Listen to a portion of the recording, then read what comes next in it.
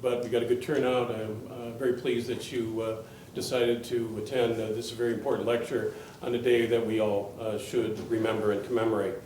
I am Bob Paquette. I am now president of the Alexander Hamilton Institute, an independent nonprofit devoted to the study of American ideals and institutions. For 37 years here, I taught history at Hamilton College. AHI co-sponsors this evening's event with a group of impressive young men and women at Hamilton College who comprise our undergraduate fellows program. Two of the leaders are here tonight. I would like to thank in particular Edward Schvetz for his efforts in organizing tonight's events. Edward, could you stand? This is a young man who is five-star character and five-star intelligence. And we also have the editor of Inquiry who's here tonight, Eric Fisher. Eric, could you stand up and be counted?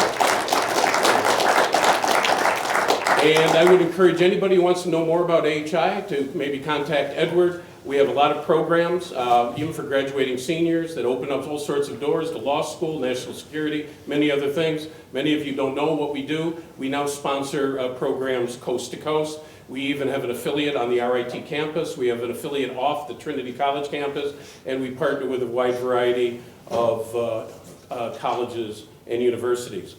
Before I introduce our Veterans Day speaker, please allow me to play the role of a professional historian and say a few words about Alexander Hamilton, the college's namesake, and the history of Veterans Day. As some of you may know, Alexander Hamilton excelled not only as a political thinker and a financial genius, but as a military commander as well. War has a way of recognizing merit. During the American Revolution, Hamilton designed battlefield strategy and led soldiers into combat. Barely out of his teenage years, he raised a company of New York State artillery and became its captain. He and his unit joined the Continental Army and fought in several engagements near New York City. He led troops at the battles of Trenton and Princeton. His precocious talents caught the eye of General George Washington, and Hamilton was promoted to the rank of lieutenant colonel. He served as Washington's aide-de-camp, and at the decisive Battle of Yorktown, Hamilton commanded a battalion that courageously assaulted and captured a British stronghold known as Redoubt No. 10. November 11, Veterans Day, calls upon us to honor the men like Washington and Hamilton, and the women who in the 200+ years since the start of the American Revolution have served in America's armed forces and shed their blood in defense of that great and noble experiment in Republican government, conceived in liberty, which Alexander Hamilton did so much to preserve and enable to flourish. In my view, it is no exaggeration to say that personal freedom, the need to secure it, the obligation to preserve it, the necessity to defend it, the resolution to die for it, remains the great theme of our time. Nothing could be more foolish than to think that perfect or absolute freedom is possible for human beings. But it is even more foolhardy to think that the expansive sphere of personal freedom for which the founders fought and which every person on this campus, whether they like it or not, enjoys, can be maintained in this or any other society without the willingness of the citizenry to be educated and vigilant in its defense. Veterans Day honors American veterans of all wars. The commemorative holiday grew out of the end of World War I and the armistice that called a halt to hostilities, signed in 1918 on the 11th hour of the 11th day of the 11th month. Veterans Day succeeded Armistice Day. It recognized the obvious, that World War I was not, as many had hoped, the great war to end all great wars. And so in 1954, after World War II and the Korean War, President Dwight D. Eisenhower signed into law congressional legislation that traded the name Armistice Day for Veterans Day and broadened the purpose of the commemoration. In 2013, the AHI inaugurated an annual Veterans Day lecture to honor Lieutenant General Josiah Bunting III. General Bunting is a charter member of the AHI's Board of Directors, and simply put, he has one of the most distinguished resumes I have ever seen. A graduate of VMI, he received a Rhodes Scholarship and studied at Oxford. During active duty with the United States Army, he served in the United States Army in Vietnam, received numerous decorations, including a Bronze Star, Army Commendation Medal, and Vietnam Honor Medal. He taught history at West Point and at the Naval War College. He became president of Briarcliff College, Hampton-Sydney College, and superintendent of VMI. In his spare time, General Bunting published 4 novels, one that was selected by Time magazine as one of the 10 best novels of 1973. He has published a biography of Ulysses S. Grant, several other works of nonfiction, and has been working for years on a magisterial biography of General George Marshall. Our speaker this evening also has a most distinguished record of accomplishment. Reared in Charleston, Massachusetts, Nick Philippi arrived at Hamilton College in 2002. He majored in world politics and economics. He played hockey and was a member of Psi Upsilon fraternity. He participated in Hamilton's Washington, D.C. program, which was then under the supervision of Professor Theodore Eismeyer, a dear friend of mine, and a legendary teacher who gave decades of dedicated service to this institution. When learning of Nick's appearance tonight, Ted Eismeyer sent me these words, and I quote, "In my 35 years at Hamilton College, my greatest reward was teaching students like Nick Philippi.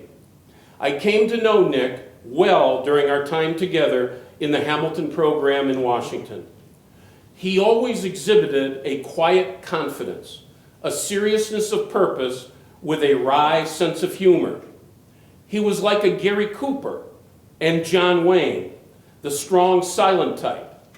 Of such men, Peggy Noonan writes, I admire and have often been instructed by the strong silence of men. They're silent not because they have nothing to say, but because they don't have to fill up the air with words. They don't need to be looked at to dominate. They already dominate just by looking at themselves, but they're serene about it. One of the highlights, and this is Eismeyer talking, of my career was attending the ceremony commissioning Nick as an officer during commencement weekend. I remember thinking how proud Nick's parents must be and how fortunate our nation was to have young men and women like Nick. I also remember thinking that Nick was destined for success in the military and beyond, and I was right. I would be remiss if I did not mention the most important evidence of Nick's wisdom, having the great good sense to marry Katie Plummer, another one of my favorite students, a Hamilton alumni. During the summer between his junior and senior years at Hamilton, Nick attended the platoon leaders course for 10 weeks in Quantico, Virginia. After graduation in 2008, he accepted a commission as second lieutenant in the Marine Corps. He was assigned to a light attack helicopter squadron whose mission was to provide close air support to Marines on the ground. He was also deployed to Southeast Asia and Afghanistan. He served 9 years as an officer in the United States Marine Corps. Nick left active duty in 2015 to attend the Sloan School of Management at the Massachusetts Institute of Technology, where he received his Master's of Business Administration. He currently works in Boston as a financial advisor for the firm Alex Brown. Although Nick left active duty in 2015, he continues to serve as a reservist in the United States Marine Corps. He holds the rank of major and still flies the UH-1Y helicopter once a month with his reserve squadron in New Jersey. Nick, his wife Katie, and their daughter Charlotte, 1.5 months old, live in the south end of Boston. He describes himself as a persistent golfer, rusty hockey player, novice surfer, avid Boston sports fan, and a golden retriever enthusiast. Tonight, Nick will provide us with his reflections on Veterans Day. Please give a loud round of applause to Nick Philippi.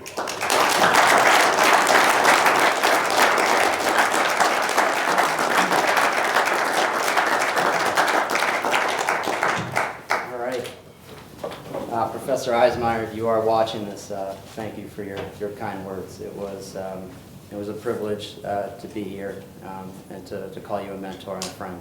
So thank you. For those in the room that I haven't met, my name's Nick Philippi, and I graduated in 2006.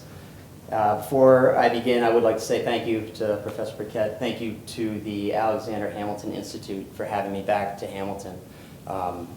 It's a privilege to be back here. I would submit to you, as I was driving west on the New York Thruway today, it seemed very fitting that we have a snow advisory 2 weeks before Thanksgiving. So really, the campus has certainly changed, but I would tell you the weather seems to be holding strong. Before I dive into my time in the military, I do want to share a little bit about me as a person. It was hit on a little bit. But when I was transitioning out of the Marine Corps, applied to business school, and I had to put a resume together. And at the bottom of the resume, you see that additional information part. I think you can get some wild stuff down there, right? Exotic skills, maybe unique experiences. It's the wild card of the resume, I like to call it. The advice I got was make that reader think to themselves, would I want to be stuck in an elevator with this person? Or would I want to have a coffee or a beer with this person? I want to know a little bit more about him. So, we all have the accolades, and we're trying to show maybe why we're worthy of a spot. But down at that bottom, that's what I put. So what is all that? What does that mean? So I'm a novice surfer. I really started when I was stationed in San Diego, and that's with my brother. I can stand up. But I get thrashed on big days, absolutely thrashed. And I also have what I would describe as kind of an unhealthy fear of sharks. And it's probably started because of Shark Week. It makes no sense, but sitting there waiting for the next wave, I always start to feel the anxiety build up a little bit. I'm a persistent golfer. There was a time in my life where I was probably respectable, and that means I had way too much time on my hands. If you ask me how much I've been playing recently, I tell you not a whole lot. My daughter Charlotte is almost a year and a half, and I can't tell you that I've played more than a handful of rounds since she arrived. Now, I'm a rusty hockey player, and to say that I played at Hamilton, I'll jump into that a little bit deeper, but I didn't play a whole lot. This here, I did play when I was in San Diego, and is our squad at MIT. Of note, MIT, IM champs, 3 teams in the league, so do the math on that one. We had a pretty good probability. I'm also an avid Boston sports fan. I think after 2001 with the Patriots, we've really had the wind at our backs in Boston. I was here in South when the Red Sox came back from the Yanks, down 3-0. Maybe some of y'all remember that, or I hope. I probably just dated myself there. And last, yes, golden retriever enthusiast. So that's Finn, 7 years old. Stubborn, loving. My wife calls him the firstborn. He has a tendency to relocate socks around the house. But I wasn't brought here tonight because I'm a Red Sox fan or I like golf or golden retrievers. I was brought here tonight because I am a veteran. So I served 9 years in the Marine Corps, and it is certainly an important part of my life. I'm also a son, a husband, and a father. But for me, the time that I did spend in the service, I hold that very near and dear. So tonight, what am I hoping to accomplish? So I'd like to share with you my story. So why did I join? And what did I learn? Why did I decide to leave? And next, what does Veterans Day mean to me, to Nick? What do I think it means to some that I served with? And then finally, I want to touch on this idea of service and why I think all of us here should consider it in some capacity or the other. So, before I dive into that, I do think it's important to say that my military service ran in my family. My father was in the Army. All my uncles were in the service, Navy, Marine Corps, Navy again, and I have cousins in the Navy, so it'd probably be naive to say that that didn't have a role or play a role. But I would also say that I was never pushed to join. There was never a, you should do this. Probably the closest that came is that my parents let me watch Top Gun. I'd submit to you that is the greatest Navy recruiting tool of the last 30 years. I've probably watched it 500 times. I know way too many lines. Top Gun, the greatest. Yeah, but I think I did have one family member that played a meaningful role, and that was my Uncle Dudley. So Dudley was the Marine jet pilot. And every Christmas we'd go up to Andover, Mass, and the first thing I would do is say, Uncle Dudley, can I see your flight gear?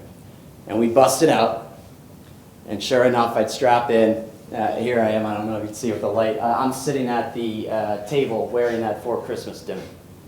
At some point I think they put on his G suit. So I was hooked. I was hooked at a young age. But like other childhood passions, as you get a little bit older, priorities change.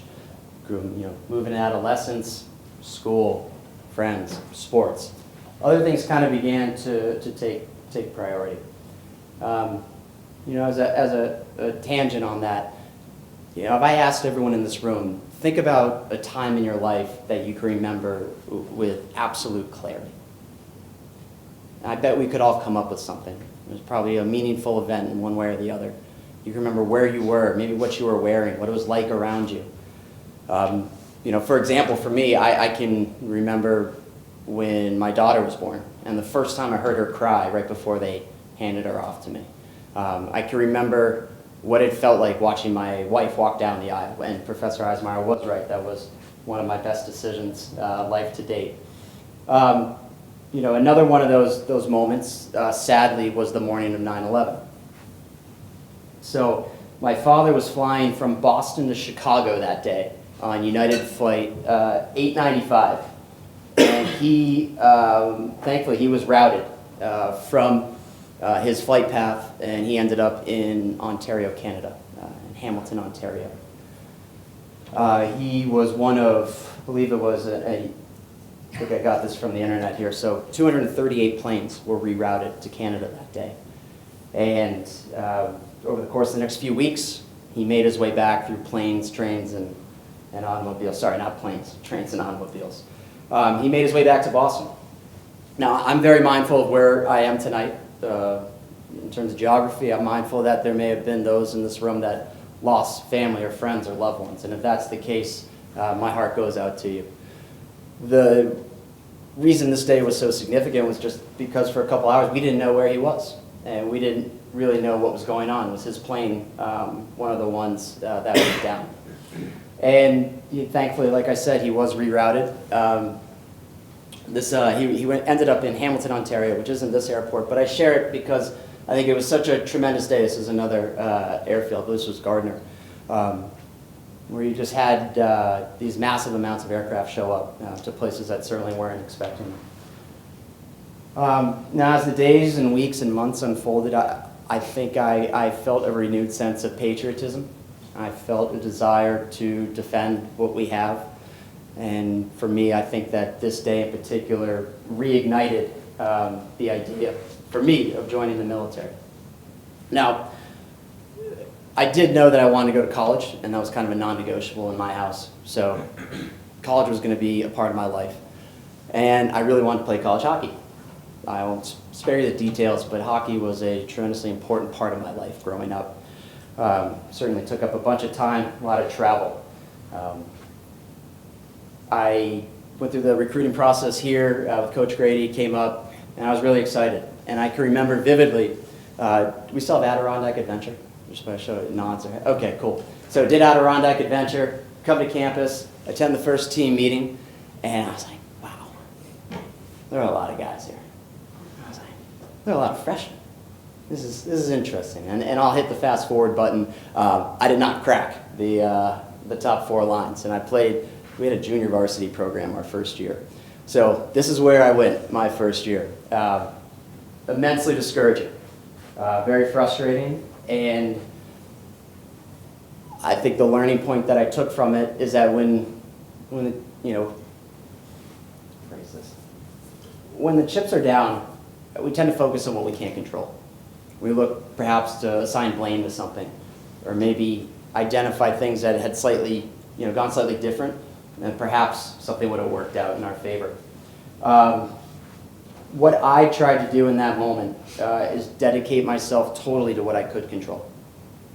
So what was that? I met with Coach at the end of the year, and he said, you got to get stronger, you got to get bigger. So we had this off-season workout program called Weight Over Weight, and it was very simple. Bench press, squat, military press. What's your max weight you can do, minus your body weight? That's your score. Add those 3 up, and that's how you did. So I said I was going to be in the top 3, the top group in the program. And so that's what I set out to do. I spent the summer here working at the hockey camp, skating with the guys on the team, trying to crush the gym. Fast forward, tryouts. Can anyone guess what happened? Got cut. So, what's the learning point? The learning point in all of this was it wasn't meant to be, but I suppose I failed as hard as I could. It wasn't anything other than me giving it all I had, and I could walk away at that point. And I was okay with that. I left it all on the field, and that's what Hamilton hockey in particular taught me. It was brutal. It wasn't a great time, but it opened up another door. And that door that it opened up was it allowed me to sign up and go to the DC program. So the DC program jumped out because I knew that I wanted to join the military. And I was doing a world politics major with Professor Eismeyer, and it just seemed like a great way to go and be in the middle of it all. Prior to going to DC, we had to secure an internship. Given that I was interested in aviation, I was fortunate enough to apply and have an opportunity to go to the Bell Helicopter lobbying office in DC. So Bell Helicopter, part of a larger firm called Textron, but they manufacture the attack aircraft for the Marine Corps. It was a small office, and I split my time shadowing 3 different gentlemen. All were former Marine Corps attack helicopter pilots, and they all in a way reminded me of my Uncle Dudley. No nonsense, clean-shaven, reserved, but not intimidated. And over the semester, these gentlemen drove home 2 ideas that I'd like to share with you. The first was this idea of perpetual service, and the second was commitment to excellence, or finding a learning point. So in terms of perpetual service, one of my mentors there, his name was Larry, and Larry had one of the most distinguished careers a military officer could have in the Marine Corps. No one would have batted an eye if this gentleman left after 20 years, moved to Florida, and played golf 5 times a week. But when I asked Larry why he was still doing this, and why he was showing up at 5 in the morning and leaving late at night, his reason was very simple, and it was this. He said, Nick, I came to Bell for one reason, and that was to make sure that the 19-year-old Marine overseas has air support that can be counted on. So just think about that. Here's someone who served 20 years, and their focus now was serving with those that continue, or trying to serve those that serve. And it was plain and simple. His job was to talk to his resources in the Pentagon and find out, what do you need? And they would let him know, we need these capabilities. And then he would go to Bell and decode that into engineer speak. I need you to build it this way. And then he would go to the Hill and he would present, please, this is the platform that is best suited for this mission. And he believed it. He was ferociously committed to those still wearing the uniform. And the second point was this idea of excellence, committing yourself to excellence. So when I told Larry that I wanted to be a Huey pilot, first he gave me a little bit of grief because he was a Cobra pilot. And even though we're in the same squadron, there's a little friendly competition there. But what he told me is that if that's the route I want to go, I have to be committed to it, because the person we're supporting is the Marine on the deck. And more times than not, they're going to be in a far worse predicament than you are up in the air. So how do you do that? You commit yourself to your craft. And how do you do that? You try to find a learning point in everything you do. And this will come back a little bit later when I talk about the importance of the debrief. So, platoon leaders course. As it was mentioned, I went to officer candidate school in the summer between my junior and senior year. Just out of curiosity, has anyone here been to Quantico, Virginia? All right, we got one. All right. Grew up in Boston, went to Hamilton. I did not know summer heat until I went to Quantico, Virginia. That is one of the hottest places I've ever been to. OCS is unique in that it is physically demanding, but they're very much trying to teach you how to think under stress. So whereas there's boot camp, such as Paris Island or San Diego, which is more training the enlisted Marine to prepare to enter the Marine Corps, Officer Candidate School is a screening tool. So they're trying to evaluate whether or not you are going to be a leader for Marines. So what I remember is riding the bus silently with the candidates from Dulles to Quantico. And we got off the bus and we got put in this hall, and about 300 of us to start. And the commanding officer gets up, he says, welcome, and this, that, and the other, and we're excited to have you here. And I remember thinking, this isn't that bad. No, these guys seem friendly. And then he said these words. He said, platoon staff carry out the plan of the day. And just like that, chaos breaks out. Drill instructors come running in. They're yelling, move, do this, do that. They whisk us away. They shave our heads. They drag us out to the parade deck. And there's Gunnery Sergeant McGuigan letting us have it. I think at this point we were holding up our wallets to show that we had brought them. Here he is a couple minutes later yelling at us in the squad bay. This is what OCS felt like a lot of the time. The reason I think I was successful was the lesson I learned from Hamilton hockey, which is control what you can. So for me, it was show up at OCS in phenomenal shape, or show up in shape. And if you did that, you could pass all the events, and more times than not, you wouldn't attract the attention of the instructors. It would also then allow you to think a little bit more clearly if you weren't trying to grasp for air, if you weren't the last one crossing the finish line. The second thing that it allowed you to do, I think, was also help others. Officer Candidate School, you have there are certain ways that you go about helping your peers, and I think finding creative ways to help your peers in moments like this, not only does it build credibility, but it also, I think, helps you become a much better person. The takeaways that I'll give you from OCS, the first is that it's imperative to take action. So has anyone here ever done a DISC assessment? Does anyone know when I say? We've got a couple. So for those that aren't familiar, it's trying to help you identify your personality traits. So for me, where I end up is, it's called conscientiousness, I think. And what it means is I am very prone to paralysis analysis. I will take something, I will analyze it, I will dive far too deep into it, and I will forget to just take that first step and go. So what I learned from OCS, or what I was forced to learn, is that here's the situation, Canada, Philippi, go. And so we were thrown into these moments, and you had to become a little bit more comfortable with being uncomfortable. The second thing was that it was okay to fail at OCS, it just wasn't okay to fail the same way twice. So after every event, we would have our little green notebook that we would take out of our pocket, and we'd have we call it an ink stick. Couldn't tell you why, but it's a pen, and we would write down our debrief notes. And this, I think, began the idea of the after action, or the debrief, or kind of instilling what do you take away from a failure? Because a failure on its own, it's not going to do you any good unless you just don't make that mistake again. So that's what OCS was trying to do. Can you act? And then when you do act, what do you learn from that failure? Now, forgot I had this in here. Here are my guys from Textron, so from Bell. So they came to see me. Here's Larry, the guy I was talking about. So that's Larry, and then there's Bobby and Matt. So they swung by. It was pretty cool having them show up. Full disclosure, I thought I hid that slide. Here's commissioning up on the hill. I hesitate to show this because we were sized for these uniforms in our 9th week of Officer Candidate School. And this is after 9 months back at Hamilton and after senior week.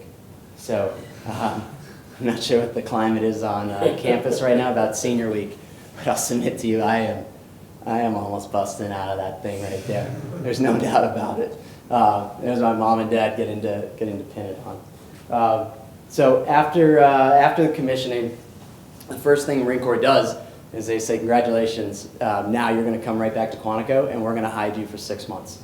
And the reason we're going to hide you for 6 months at this place called the Basic School is because we don't want to put you in front of enlisted Marines or ask you to lead without first teaching you how to do that.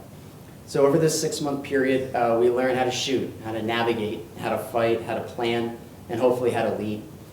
You're assigned to a unit with 29 other second lieutenants. So that comprised a platoon in this case. And then there were, roughly 300 of us again that made up a company. And the flow of TBS, kind of similar to OCS, was that we would learn something in a classroom like this, and we'd be evaluated and tested, and then we would go out and we would do some rehearsals, some practice, and then we would have these sand tables where we would build these terrain models, and we would practice giving orders and missions and talking through them. And they had more holes than slices of Swiss cheese. I mean, they were rough because we didn't know what we were talking about. We just tried to take something we learned in a book and share it.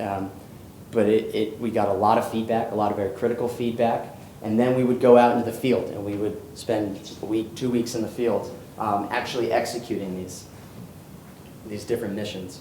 So if OCS taught us to take action, what TBS taught us to do was to take action and then think about how do you incorporate new data. And in many ways, I think that's a parallel in life. So we would go out, they would say, okay, First Lieutenant Philippi, you're going to brief this, and then I would brief it, and they'd say, great job, Professor Paquette, execute it. Or maybe you'd be halfway through the mission, and they'd say, okay, the enemy has moved to here, your friendlies have moved here, these are the assets you have, what do you want to do?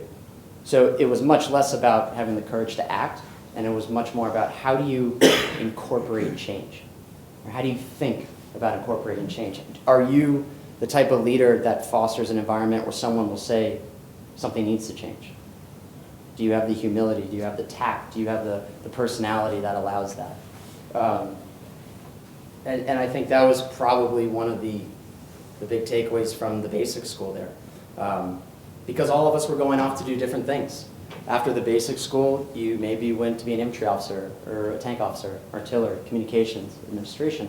For me, it was off to flight school. Now, flight school was a little bit unique because this was sort of the first time where it was much less about the organization, the team, and it was about you as the individual. So you needed to learn how to fly. You needed to learn how to gain confidence in the aircraft. So first, we fly fixed-wing aircraft, and then after that, moved over to rotary wing. I think when I think about flight school, I shared vivid memories that I have. One of them would be the first time we were rumbling down the runway. It was freezing outside, and we were in Pensacola, Florida. I think it was in February. And I remember the smell of the exhaust. I remember releasing the brakes, going forward, hitting that airspeed, and then pulling back, and up we go into the air. And I think if anyone here has flown, you get it. If you haven't, consider it. It's a pretty special feeling. The flying, that is. The rest of flight school was not fun. And it went something like this. You have a linear progression of flights. So maybe you learn the basics, and then you go into navigation, and then instruments, then formation flight. And with each of these flights, the process was you went in for a brief, and then you would describe the maneuvers you were going to do, and then from there you would have to talk about some system in the aircraft in painstaking detail. So political science, world politics guy, now I have to be an engineer. And I have to explain to the instructor what a drop of fuel does when it goes into the aircraft, through the system, through the heat exchanger, somewhere into the engine. I've long since shed this information, so this penguin has fallen off the iceberg. But the point of that was that I struggled with that. That wasn't something that I was terribly comfortable with. But the key was it was in my control. It just required me to study harder, to study more. And the instructors, they understood that. They understood that process of show me that you care, and then I will teach you how to fly.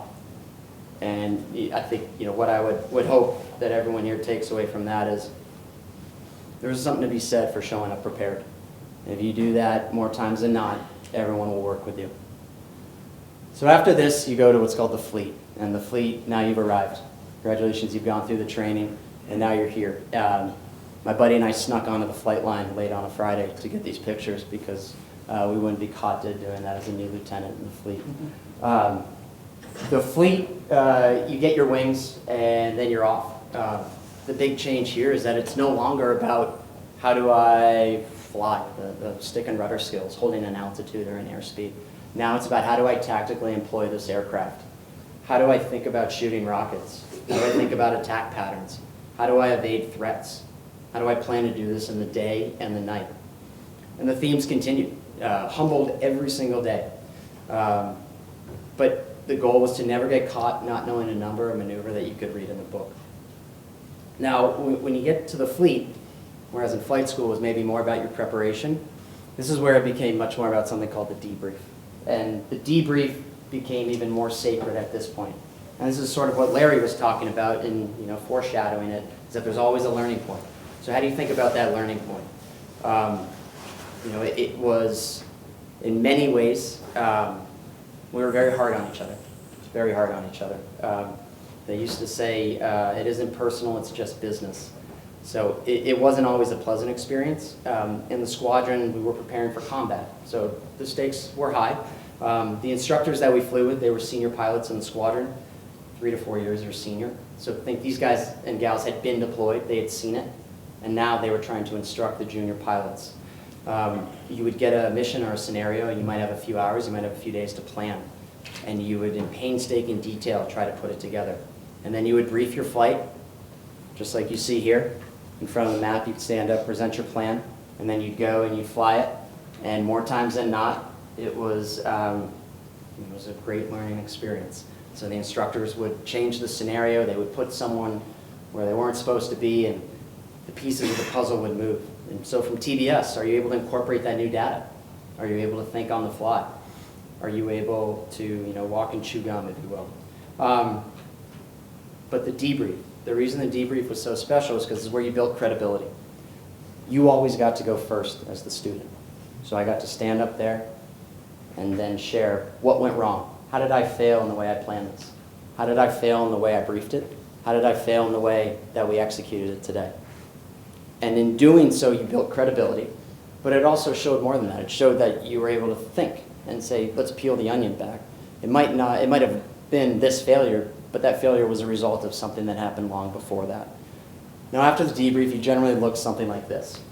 So the debrief itself was never enjoyable. But ultimately, I think that without that experience of practice and repetitions, we wouldn't really know what to expect, and I'm, in hindsight, very grateful. And I'm grateful because on the deployments, such as my time on the 31st MU, and then again in Afghanistan, without that experience and those failures, things might have gone very differently. So I thought a lot about how to share some of these experiences with you that I had overseas, and I'll sum it up in a couple points. The first time we were shot at, it was scary. The first time we shot back at someone was exciting. There were moments of confusion. There were moments of frustration. There were moments of excitement. There were many more moments of boredom and sometimes monotony of the routine.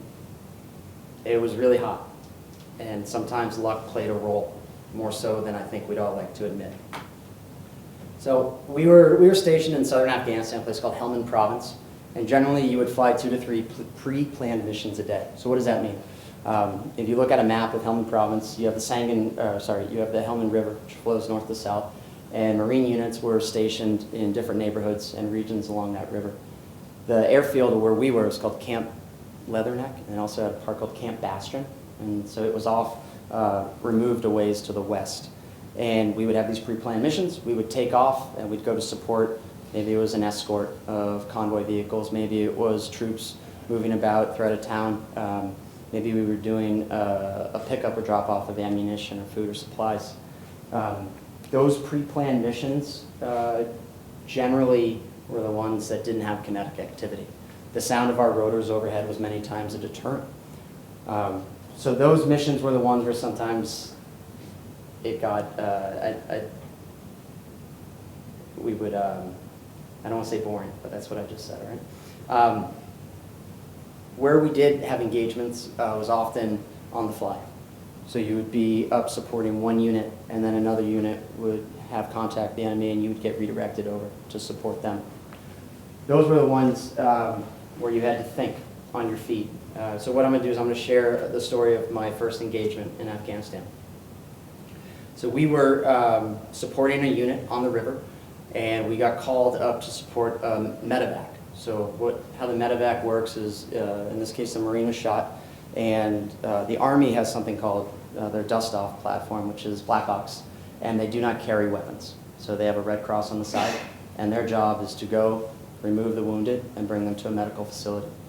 In certain instances, they are allowed to go in without escort, and in other times they are not. They require an escort platform. So we were redirected to go and provide escort to them. So we switch over to the different controlling agency, and they let us know where the Marine is, and then we find out where the Black Hawk is, and now we're coordinating how to move the pieces in. So as the Black Hawk comes in, we see it wave off, and then at that point, the reason it waved off is because it had taken a rocket-propelled grenade, had been shot at it. Fortunately, it missed, but after it missed, that's when the Black Hawk saw it, and they wave off. Our lead that day was a Cobra, and the Cobra saw the origin of it, and they immediately employed on that tree line where it had come from. We then, in turn, employed on the tree line as the Cobra pulled off in order to cover them. And then at that point, we cycled back, and now we had to think, how are we going to get this Black Hawk back in? So over the course of the next few minutes, we devised a plan to continue to engage that tree line, bring this Black Hawk in from a different area to get that Marine, and then get them out to safety. So all of this, that's a very quick story, but I want to tell you why I think that story kind of summarizes everything else I've shared tonight. I don't really remember much of that, but the reason I can share that story is because when we got back, we had to debrief it with what we call our S2, our intel department, because then they put the report together and that report goes up to someone else. We listened to the tape because we have footage of what's going on, and we listened to the audio. And what I was amazed by in that is that it was so calm, eerily calm. The manner in which it was, and I'm going to kind of read up here so I don't want to mess this up. We use this acronym called DAM class, and I'm going to just kind of go through a couple of the bullet points. Decision making, that's what the D stands for. So in thinking about how the Cobra, who was the lead that day of our two aircraft, how they decided to route the Black Hawk back in and back out, given everything that was going on. Assertiveness, so assertiveness from both our aircraft and then from the individuals on the ground for how they needed the weapons to be employed in a specific area and how we wanted to be mindful of areas that we did not want to engage. Mission analysis. What was the most important thing in that moment was getting that Marine who had been shot to safety. So there's a very short window in which you can get someone, or there's a short window where if you can get them out, there's a very high probability that they'll live. And that's what you're fighting against. And that was the primary mission. But at the same time, we didn't want to have another aircraft get shot down. So how do you balance those two? The next one's the communication, and that's kind of what I talk about with what I was so surprised to hear on the tape was it was very clear, it was concise, it was very direct, but there weren't the shaky voices. That's where I think the training had really helped us and allowed us to be successful there. The L is leadership. Leadership in that moment, you saw it from everyone. You saw it from the aircraft of the Black Hawk that waved off. You saw it from the individuals on the deck who were helping direct our fires. And you saw that from the Cobra and our aircraft as well. The A in DAM class is adaptability and flexibility. So we went out for one mission, we got called to another. How are you able to respond in that moment? New information comes up, you think the medevac's just going to come in, and all of a sudden they're being engaged. So how does it work? How do you adapt to the new mission set? How do you take all that information in? And last is situational awareness. Are you able to perceive all that accurately and then in turn make a timely decision? So I use that to sum up what I think all that training, those years of training, those years of debriefs did. And I think it allowed us to be successful in moments like that. Now here's a little look at what it was like when we weren't doing that. All right, it was, you know, there were moments of anxiety and excitement, and then there were a lot more moments where you had a lot of this. Transition. All right. Months after the deployment, we prepared for the next. What I started to realize is that, and my wife would remind me, is that I signed up because I felt passionate about serving in this capacity. But after about 9 years, it seemed like perhaps it was now moving a little bit closer towards, is this a career? In many ways, again, I felt I had accomplished what I set out to do. But at the same time, now you're in that, you know, that balance. And if there's any full-time or career military veterans in here, perhaps you went through that decision process as well. Of note, I did try to convince her to go to Yuma for 3 years, Yuma, Arizona, so that I could teach at our tactics school. She did not bite on that, and as a result, that led to us getting out. Now I was fortunate when I got out. There was a long lineage of folks who had walked the same road, and when they got out, they were successful in the process of getting out. So I leaned on friends and peers that had done that. For me, an MBA program seemed like the best way to transition out. So hit the books, began networking, crafted a resume, started applying, and I was fortunate enough to get an MIT. MIT was a phenomenal experience. Again, I felt like a fish out of water at times. My background was not accounting or discounted cash flows or statistical models. But they were great. They were great teachers, great students, great friends, and mentors that came from there. If you ask me what my most meaningful experience was, though, at MIT, it had nothing to do with MIT. It was about helping the veterans that, in some ways, had helped me. So I was part of the Veterans Club, and I was actually the only Marine in my class. So any Marine that was applying got cycled through me. So I spent a lot of time looking at resumes, looking at essays, and just trying to be a sounding board. And I think that's kind of what makes our network of veterans so special, is that folks did it for us, and in turn, you turn around and do it for the next group. So I feel very fortunate to have been a part of that, and to repay that debt to the next round of veterans. So today I work as a financial advisor in Boston. What I love about my job is that I get to help people create plans and then manage them. Markets shift, priorities change, goals solidify, and I get to be with them through that process. There are bad days, of course, but I get to pick up my daughter every day from daycare, and I think, as all the parents in the room here can attest, that's something pretty special. So at the beginning of this, I talked about the 3 things I wanted to cover. So in a way, that's my journey. So now, something on Veterans Day. At the beginning, Professor Burkett spoke about the meaning of the Veterans Day.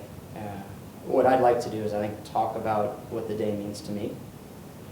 The first, I show you this. Both of these images show service members. So here on the left, we have D-Day.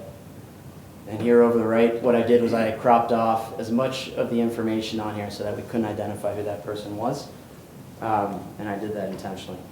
We can cover that in Q&A if you want. But what I hope to point from this is that every service member had a different experience. Some saw combat. Some wanted to see combat and didn't. Some saw combat and wanted nothing to do with it. Some went willingly into their service. Others were drafted or told to go. Some lost friends, and others did not. Some proudly served over 20 years, and they basically had to be dragged out. And others were counting down the days until they could get out of the service. All are veterans.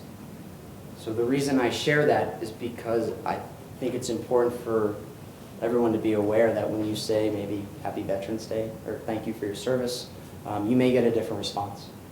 And the reason you're getting that response is because everyone's had a different experience. And I think it's important to be aware of that. that while we all served, it may have been very, very different.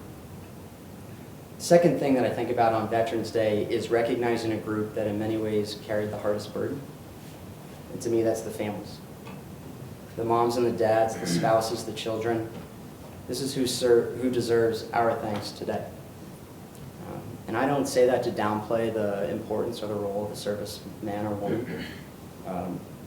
But what I will say is someone who deployed multiple times, someone who was gone for exercises, someone who flew nights most of the time. It was a very, very big ask on behalf of Katie, my wife, and on my family. And I think I speak for all those who I served with. It's always easier to leave than to be left behind. And when we would come back, we would expect to be quickly integrated back into the family. And so for me, on this day, I say thank you to the families of those who provided support when the service member was at home and overseas.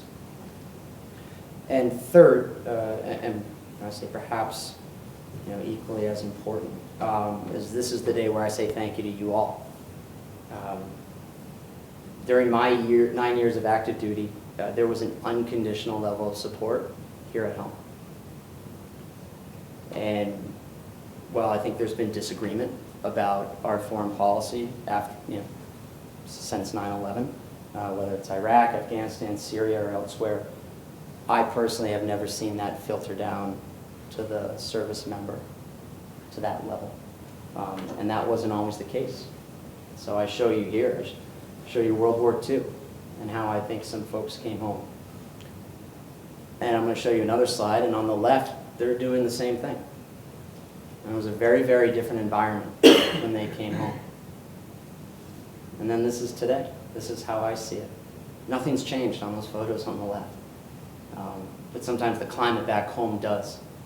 And so I feel very, very lucky to serve in a time where we have that open discussion on foreign policy. And I think it's important to be critical of what we're doing overseas. But at the same time, I say thank you for understanding where to point that criticism and perhaps where to point that thanks. All right, third thing. Almost done. The importance of service. So the first thing I would ask you all to do tonight is to go back to the Hamilton website and read the story of Ralph Nichols, class of 1940. So I don't want to spoil it for those who haven't done it, but I think that will give you a level of appreciation for what some of the veterans from your community here at Hamilton College have done. Second, this is my ask to all of you. So take a moment. Consider service in any capacity. Giving yourself to a cause, I believe, does a few things. By definition, it's going to force you to put something before yourself. Whether that's a cause, a mission, something that you believe in. By definition, it forces you to take a back seat to something else. And I don't think that you will ever regret that. Second, more times than not, service is uncomfortable. Mentally and physically. I can attest to both of those in the Marine Corps. But it allows for tremendous growth on a personal level. I don't think that I would be who I am today, at least on the positive sides, without my time in the service. Next, service will expose you to different people. It will expose you to different beliefs, different culture, different social norms. I grew up in Boston. I went to school here at Hamilton.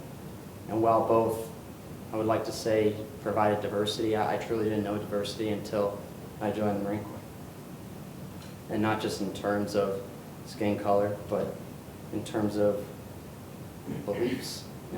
We all still wear the same flag on our shoulder patch, but very, very different beliefs. And I'm grateful for that. And then finally, service will inspire. It will inspire those to serve. It will inspire those you are serving to try to give back when they have the opportunity. And I think that it will inspire the next generation. So when Professor Paquette asked me for a title of his speech, I won't lie, I took the easy route, and I said Reflections on Veterans Day. I'm pretty sure that didn't bring anyone here tonight. So, if I had to do it all over again, maybe it would be never skip the debrief, or perhaps it would be take action, but be ready to incorporate new data. Maybe it would be get comfortable with being uncomfortable. Perhaps it would just simply be as simple as think of service. I think we live in really unique times. I think sometimes it is harder to listen. I think it's really hard to listen sometimes without a bias. I think that it takes courage to show humility and vulnerability, and I think my time in the Marine Corps, I got a lot of constructive feedback, and in that process, I think I learned how to be a better listener. And in that process, I hope a better leader. Humility comes from experience, and experience comes from time. So as we each leave here tonight, I would ask you to never skip the debrief, which is nothing more than that opportunity to learn and hopefully make this world a better place. With that, welcome any questions you may have, and thank you for having me here tonight.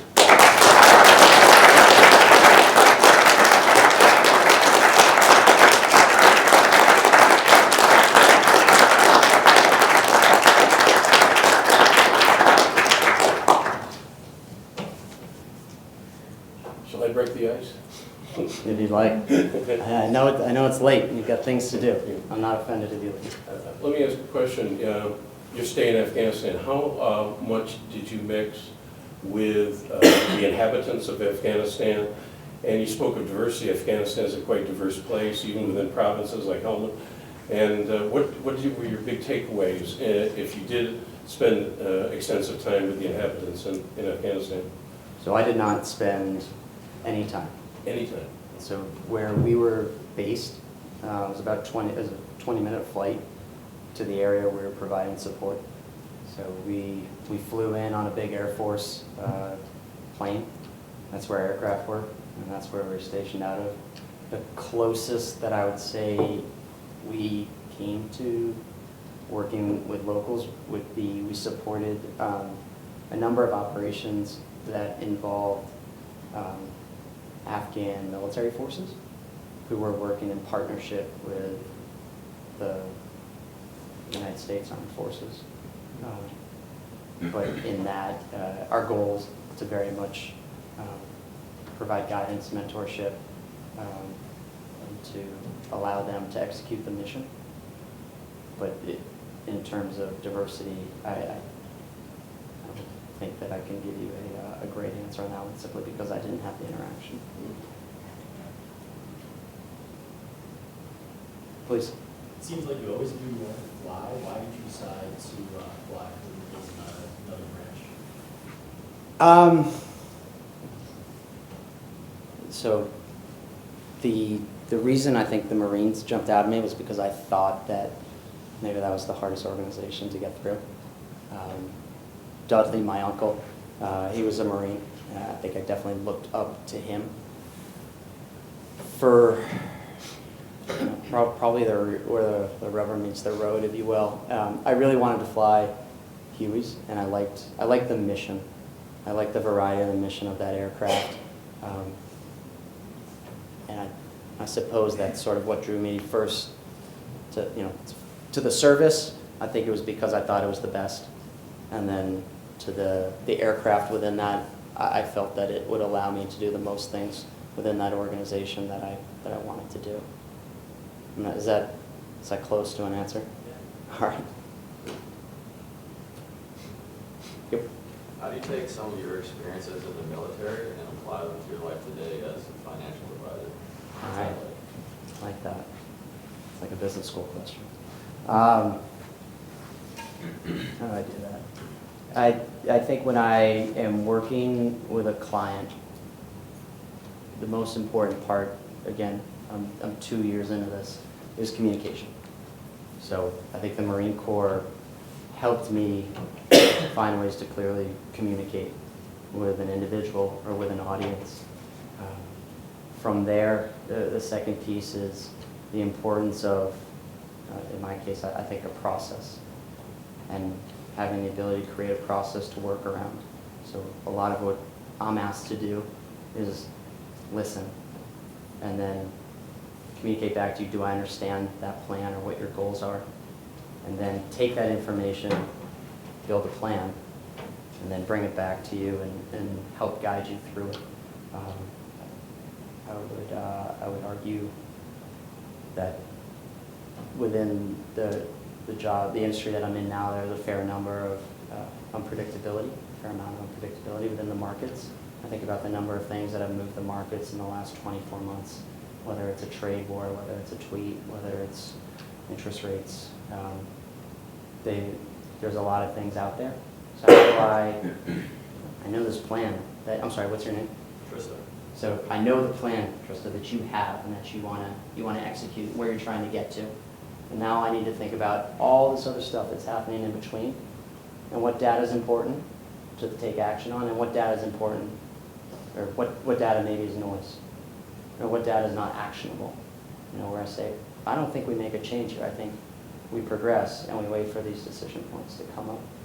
So hopefully that was some semblance of response, but I would take it, to sum that up, give it back to you again. Ability to manage a plan through a changing scenario, ability to communicate with you, and ultimately take action on a plan. Please. Sir, thank you very much for your service. Yeah. Thank you for Also- yours. Yeah.